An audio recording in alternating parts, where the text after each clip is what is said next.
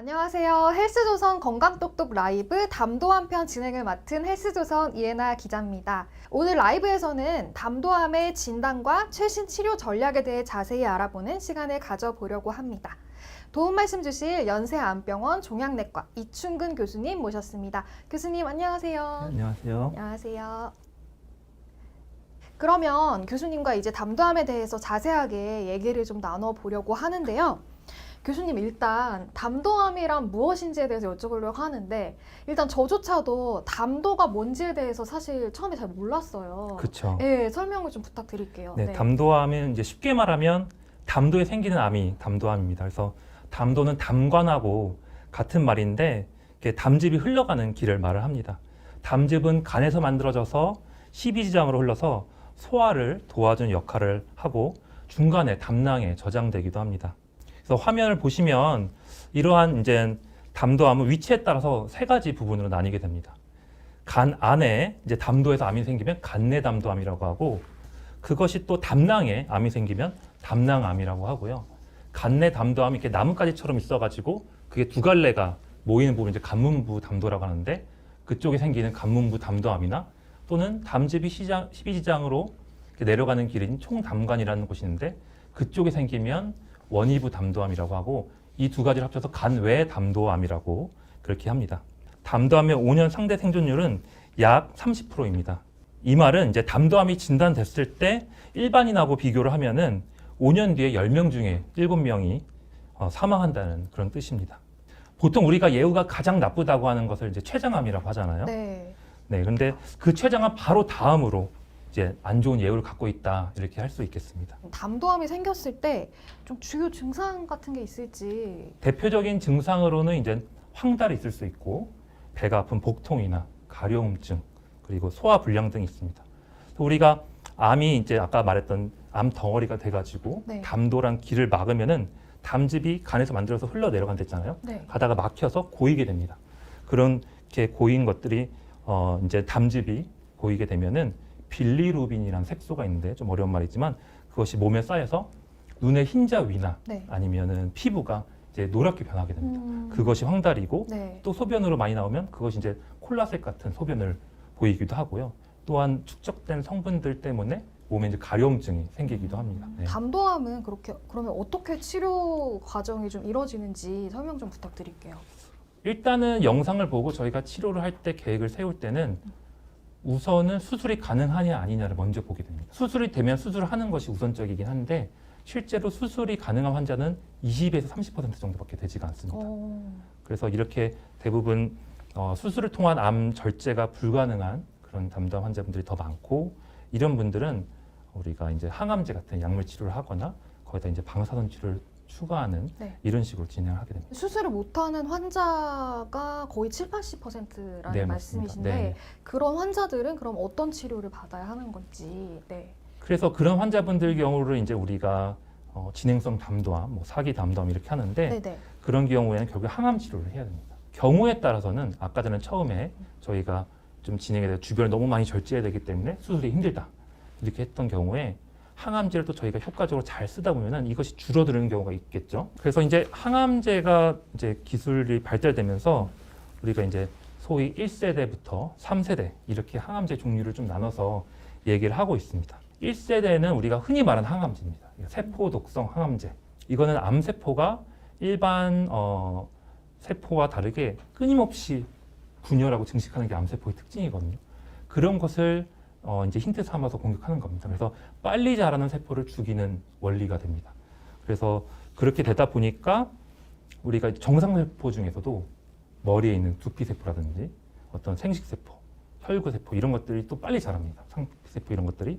그래서 그런 것들도 같이 좀 공격을 받게 되기 때문에 우리가 잘 아는 항암제에서 물렁거리고 토하고 머리 빠지고 뭐 면역력 떨어지고 이런 부작용이 생기는 겁니다. 2세대는 이제 소위 말하는 표적항암제입니다. 표적항암제는 쉽게 말하면 암세포에만 특이적으로 있는 어떤 표적, 꼬리표 역할을 하는 그 특정 분자 물질을 표적해서 공격하는 약제를 쓰는 겁니다. 근데 이러려면은 그 표적을 확인해야겠죠. 암인 사실은 유전자가 어딘가 변이가 돼서 생기는 게 암세포거든요. 네. 그래서 그런 유전자 변이를 찾기 위한 노력이 좀 필요하고, 유전자 변이가 발견됐으면 그 표적 유전자 변이에 대해서 표적 치료제를 쓰는 겁니다. 또 담도암 같은 경우에는 그런 표적 치료제가 역시나 개발이 되고 있는데 아직은 표준 치료까지 들어오지는 우리나라는 좀 힘든 상태이고요. 그리고 최근에 가장 이제 매스컴이나 이렇게 화두가 되고 있는 게 면역 항암제인데요. 저희가 그쵸, 소위 네. 3세대 항암제다 이렇게 말을 합니다. 체내 면역 체계를 강화시키는 건데요. 보통 요양병원에서 면역 치료한다 이거랑은 좀 다른 거고요. 예를 들어서 암세포가 PD-L1이라는 어떤 물질을 표면냅니다. 네. 그래서 이거는 이제 소위 감염같이 다리를 막아서 그 면역세포 얘를 공격하지 못하게끔 막는 물질이 되는데 면역 항암제는 이거를 무력화시켜가지고 면역세포가 암세포를 공격할 수 있게끔 바꿔주는 겁니다. 그런 원리로 이렇게 작용하는 것이고 1세대 세포독성 항암제나 2세대 어떤 표적 치료제들은 암세포를 공격했잖아요. 네. 그런데 이 면역 항암제는 면역 세포가 암세포를 공격하게끔 도와주는 거잖아요. 네. 그렇죠? 그러다 보니까 부작용이 좀 적습니다. 또 최근에는 이제 더발루마비라고 1차 치료로 또 이제 병용으로 들어오기도 했습니다. 그 교수님 국내 의료진이 담도하면서 보니까 면역 항암제 병용요법의 네네. 효과를 입증했다고 하더라고요. 네네네. 네, 그래서 근데 일단 이 병용요법이라는 게 좀 어떻게 이해하면 되는 아, 건지. 병용요법은 같이 병용에 쓴다 이런 말입니다. 그래서 말씀 주신 대로 면역항암제 병용요법 효과라고 한다면 제가 앞에서 잠깐 말씀드렸던 암 환자 표준 진료 지침인 NCCN 그 진료 지침에서도 1차 치료로 우선 권고하고 있는 요법인데요. 3세대 면역항암제인 더발루마비라는 거를 기존에 표준 치료했던 젬시타빈, 시스플라틴이라는 1세대 세포독성 항암제 조합과 병용해서 쓰는 겁니다. 이게 사실은 역사를 좀 보면은 젬시타빈하고 시스플라틴을 병용해서 쓰는 게 그냥 한 가지 쓰는 것보다 더 생존율을 늘리더라. 이게 2010년도에 나온 연구입니다. 근데 2010년도에 그 연구 결과 나온 다음에 10년이 넘도록 그것보다 더 좋은 것을 입증한 연구가 아예 없었던 거예요. 그러니까 이게 사실은 담도암 환자로서는 또는 담도암을 치료하는 의료진으로서는 속이 타죠. 우리가 더 좋은 약을 쓸 만한 게 많이 없고 그런 시도가 없던 건 아닌데 실질적으로 늘리지를 잘 못했던 거예요. 생존 기간을. 그러다가 이제 작년에 발표된 연구가 있는데 국내 네네. 의료진이 주로 많이 참여했던 연구이고 또한 다른 외국 연구들은 이제 아시아 환자가 좀 포함이 안 되는 경우가 많은데 이 연구는 이제 아시아 환자가 반 이상 포함돼서 저에게 좀 더 맞는 연구인데 그렇게 해서 저희가 젬시타빈 시스플라틴이라는 약이 있고 거기다가 면역항암제를 더발루마비라는 거를 추가하냐 마냐 했을 때 두 가지의 이제 성적을 비교하는 네. 그런 연구입니다. 면역항암제 같은 경우는 장기간 가는 환자들이 많습니다. 장기간 살아있게 되고 장기간 도움 주는 경우가 많아서 장기간 생존율이 몇 프로냐를 또 비교하는 게 좀 도움이 될 수 있거든요. 그래서 그런 측면에서 보면은 네. 이 연구도 기존 항암제 대비해가지고 전체 생존율에서 이제 사망 위험도를 20% 낮췄다라고 말을 하는데 항암 치료를 시작한 지 2년 시점에서 비교해 보면 밑에 이제 파란색으로 있는 그래프가 젬시타빈, 시스플라틴 기존 치료고 네. 위에 주황색으로 있는 것은 거기에 면역항암제를 추가한 것이거든요. 그러면 이제 10%에서 25%. 그러니까 원래는 2년째 살아있는 환자가 10명 중에 1명밖에 없었는데 네네. 우리가 이 약을 추가하니까 4명 중에 1명이 살아있더라. 물론 아직도 많이 부족하긴 하지만 네. 그래도 이전보다 많이 올라간 거죠. 많이 그래서 올라갔네요. 많이 네. 생존율을 향상시킨 거기 때문에 좋은 매우 고무적인 결과라고 할 수 있고 네네. 또 다음 이제 그림을 좀 보시면 약제 내성이 생기는 거를 이제 암이 진행했다 이렇게 말하거든요. 그래서 암이 약제 내성이 생기지 않고 또 사망하지 않은 기간을 우리가 이제 무진행 생존 기간 이렇게 말을 합니다. 그래서 그렇게 내성이 생기는 퍼센테이지도 저희가 좀 보면은 기존 약에 비해서 25% 정도 그런 질병 진행 위험도를 낮췄다라고 할 수 있기 때문에 네네. 새로운 병용요법이 많이 각광을 받고 있습니다. 그래도 이번에 이제 최근에 발표된 이런 1차 치료로 더발루마비라는 면역항암제를 추가하는 요법이 또 장기 생존율 향상에 도움이 된다는 것을 보셨잖아요. 그래서 네네. 그런 향상된 결과가 있어서 너무 좋은 것 같고 물론 아직도 갈 길이 멉니다. 아직도 우리가 그 약을 써서 한다고 했을 때 2년에 4명 중 3명은 결국 돌아가신다는 뜻이기 때문에 아직도 부족하긴 하지만 실제로 진료 현장에서 지금 제가 많이 쓰고 있는데 환자분들 생존 기간이나 이런 것 내성이 좀 생기는 그런 때를 더 미루고 더 개선하는데 큰 도움이 되고 있습니다. 이러한 담도암 관련 인식 제고나 아니면은 급여 확대 네네. 같은 그런 담도암 치료 환경 개선을 위해서 교수님께서 음. 가장 우선시돼야 할 사항은 좀 어떤 것이라고 생각하시는지 그런 과제에 대해서 말씀 좀 부탁드릴게요. 일단은 담도암이 무엇인지 그런 담도암 자체에 대해서는 좀 인식 제고가 좀 필요할 것 같고요. 담도암도 우리가 알고 있는 위암, 췌장암, 뭐 대장암 이런 같은 똑같은 소화기계 암 중에 일부이고 아까도 말했듯이 10대 암에 속하기 때문에 네네. 그것이 중요한 암이고 우리나라가 전 세계에서도 가장 많은 나라 중에 하나라는 걸 좀 알고 황달이나 이런 증상이 있고 60대 이상일 때는 그런 병이 있으니까 내가 더 검사를 해봐야겠다 이렇게 하면서 조금은 건강검진도 좀 더 정밀하게 하고 그런 증상이 있을 때 이렇게 해서 조기에 좀 발견하려는 노력이 또 환자분들께는 필요할 것 같고요. 네. 그런데 현재 담도암은 다른 암과 다르게 보험이 되는 약은 아까 말했던 1차 치료에서 젬시타빈, 시스플라틴 병용요법 딱 이것만 보험입니다. 아, 여기서 내성이 생기면 2차 치료, 3차 치료를 해야 되잖아요. 네. 어떠한 것도 보험이 안 됩니다. 국가에서도 좀 그런 것들이 이 담도암의 중요성을 알고 네. 이런 약제들을 좀 급여를 확대를 시켜가지고 치료 환경 개선을 위해서 좀 노력이 되면 환자분들에게 참 좋겠다 싶습니다. 교수님 혹시 뭐 그런 약제, 담도암 관련한 약제나 이런 거에 있어서 더 추가적으로 하실 말씀이 있으실까요? 네, 그래서 네. 저희가 아까 말씀드렸던 1차 치료로서 면역항암제를 병용하는 요법은 사실 모든 환자들이 가능합니다. 그거를 지불할 비용적인 거나 이렇게 있으면은 1차 치료로서는 할 수 있으면 하는 게 저는 우선적으로 좋다고는 생각은 하고요.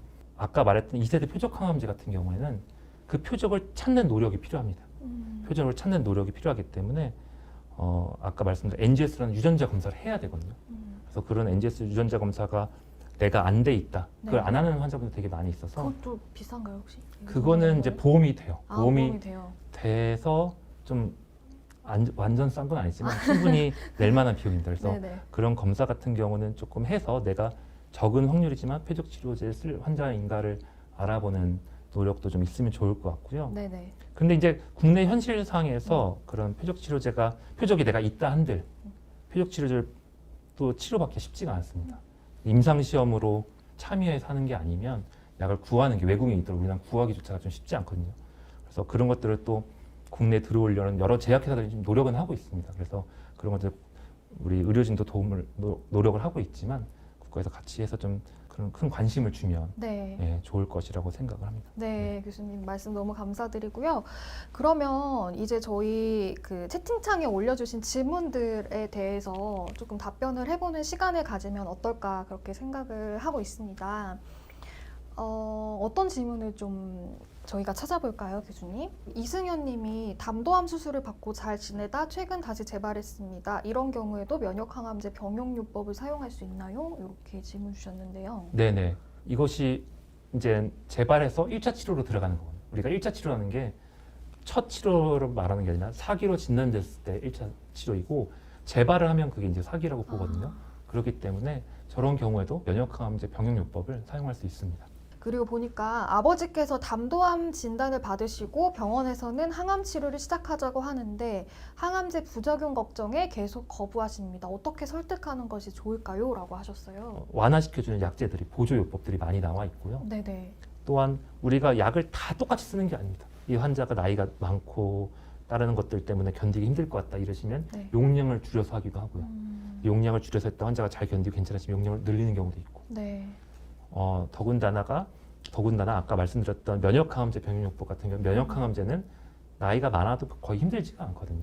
그래서 면역항암제는 전체 용량을 다 쓰면서 네. 젬시타빈, 시스플라틴 같은 약은 확 낮춰서 쓰고 저도 실제로 뭐 70대 후반, 80대 환자분들 그렇게 써본 경험이 있거든요. 네. 그런 경우에는 또 이렇게 수월하게 잘 하시는 분들도 있습니다. 네. 그래서 그런 식으로 해보면서 아까 말했던 이제 또 표적이 있는지도 좀 알아보고 그래서 표적이 있으면은 표적 치료제 같은 경우는 더더군다나 나이 드신 분들도 잘 견딜 수 있거든요. 그래서 그런 걸 또 써보는 게 도움이 될 수 있습니다. 면역항암제를 시작하고 즉각적인 반응이 보이지 않더라도 서서히 효과가 확인되는 케이스가 많은지 여쭤보셨어요. 이승현 님께서. 네, 그래서 면역항암제 효과라는 게 네. 이게 확 줄이는 효과도 있을 수는 있어요. 그렇긴 한데 네네. 사실은 오랫동안 환자가 내성이 안 생기고 병을 컨트롤하는 그런 네네. 효과가 있거든요. 그렇기 때문에 아까 전에도 아, 그래프를 보셨는지 모르겠지만 이렇게 점점점 벌어지면서 2년째 생존율이 10%대 25%로 차이가 나는 거거든요.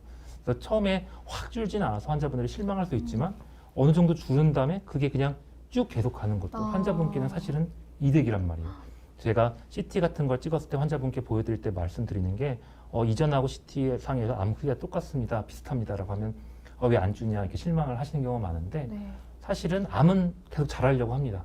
네. 근데 약이랑 싸우고 있기 때문에 아. 안 자라는 거죠. 그래서 어느 정도 비슷하게 유지만 돼도 그게 네. 반응을 보이는 중이라고 저희가 생각을 해야 돼요. 네. 그렇기 때문에 면역항암제 같은 경우는 더더군다나 길게 효과가 하는 경우가 있고 네. 끊어도 그 효과가 유지되는 경우도 있어요. 이미 면역세포가 좀 바뀌어가지고. 네네. 그렇기 때문에 즉각적인 반응이 보이지 않더라도 뒤에 더 길게 효과가 나타나는 경우가 꽤 많이 있습니다. 정말 교수님 이 담도암에 대해서 특히 담도암 치료에 대해서 모르시는 분들도 굉장히 많고 약제에 대해서 궁금하신 분들도 굉장히 많았는데 이번 영상을 통해서 좀 많은 정보를 전달해 주신 것 같아서 정말로 감사를 드립니다. 교수님 오늘 정말 좋은 말씀 다시 한번 감사드리고요. 그러면 오늘 라이브는 여기서 함께 마무리하도록 하겠습니다. 네, 여러분 감사합니다. 감사합니다.